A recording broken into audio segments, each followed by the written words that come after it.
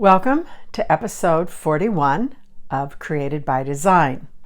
Today I'm going to give you a little quick update on what I've been working on. I have really made a huge commitment. I didn't realize how big of a commitment it was going to be by doing a series of videos on YouTube, all on knitting one of these critters from the beginning to the end, and I've been doing it in a knit along, and some of you have been maybe already following, but all how to put one of these little critters together.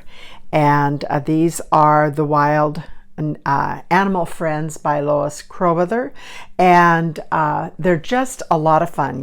You've seen me working on them over the last year or so, but I have not done the series like what I've been doing, the undertaking for doing a knit along. And there's a number of people, several hundred actually, following along, doing a knit along. I don't know if I'll ever really get to see everyone's finished product, but people from all around the world are participating, and it's really been a lot of fun, a lot of good questions. I mean, people from Australia and Singapore and Lithuania, and oh my goodness, the Scandinavian countries. So that's been really, really fun for me, but quite a time commitment because I wasn't quite sure how all of that was going to work. Getting pieces done and then doing a video and then hurrying up and knit some more. So it's been kind of challenging, but it's been good. I've enjoyed it, and I've really enjoyed the camaraderie with all of, and some of you watching this are participating, and so it's really been a lot of fun. I have not gotten to work on my throw very much over the last number of weeks because I've been busy on this other project, but I have gotten to work on it a bit, and so I wanted to hold it up here and for you to kind of see what's happening with it, knitting in the round.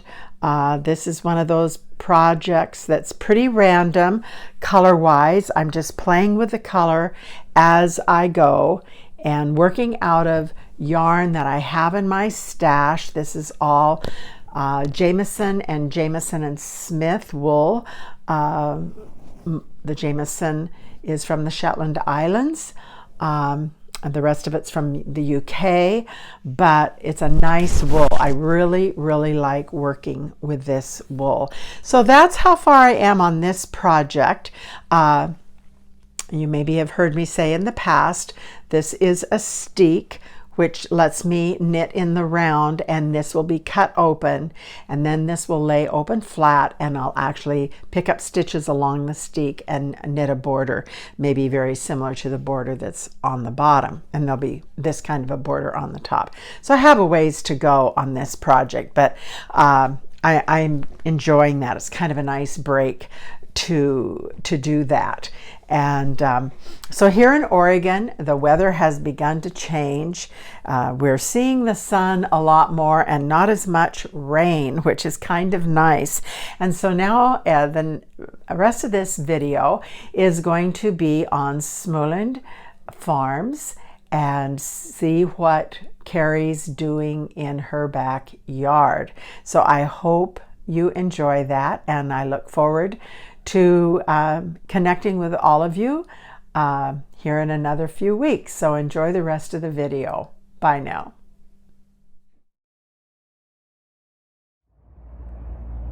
Hi, this is Carrie from Smaland Farm. Just a quick update. It is April 27th, I believe it is, and I've been busy getting ready for planting, and actually have a few things in the ground that I'll show you. Okay, if you have seen some of the other videos, I have been getting ready to plant sweet peas, and so I did do sweet pea starts and nursed those along, also with the help initially from my mom. And so this is ultimately 2 rows in these boxes, 2 rows of sweet pea flowers that will climb up this fencing that we repurposed, and it was perfect because we had exactly enough to go all the way down this row. If you've seen other videos, you know that we're going to be replacing the fence this summer, so we've got some weeds growing and we'll take care of that. But right now the focus is on getting these sweet peas in the ground. There's all different kinds and colors, and super excited about that. And then as we get down here, these are actually sugar snap peas, and they're very young, but they're, you know, just since I've had them in the ground, they're starting to grow. They might be a little bit too close together, in which case I'll thin them out if I need to. Down here we've got some more room for, I think, what will be some pickling cucumbers, as well as some long beans. So anything that needs some kind of trellising will go in this row. Straight down this bed is where the dahlias will be planted, a combination of tubers that I saved from last year, as well as some seed starts that I have in trays, and I probably will have room to put other things in this row as well. What I did is it was previously covered with this black commercial fabric. I moved it over for the aisleway, and then I really am wanting a no-till garden, and so I initially took my tined like a broad fork, and went down and created big deep holes all through this entire row. And then I have hauled some premium compost that's mixed with mushroom compost, peat, all sorts of different things that are meant for gardening and either raised bed or in ground. I spread that across, and then I went back through with the broad fork and broke it up so that the compost could get down into the original soil, which was actually much softer than I had anticipated that it would be. So what's going to happen is I'm now going to take this black tarp and I'm going to cover up this row and just let the heat, as the weather starts to warm up, continue to break down the compost into the original soil, and also to try to prevent some new weeds coming back. Once that happens and I remove this row and start planting flowers, I'll take this black piece of tarp that will move over here, and it will then get moved in and create the new aisleway and cover this up, just like I've done over here. So I'm very big into repurposing and reusing, so to the extent that I can do that, that's the plan. Okay, here is the row covered with the commercial fabric. It's not exactly perfect, but it will work for the next few weeks. Again, it's April 27th today. I don't anticipate getting the dahlias in the ground until mid-May. We'll see how the weather is, but probably the mid to third week of May.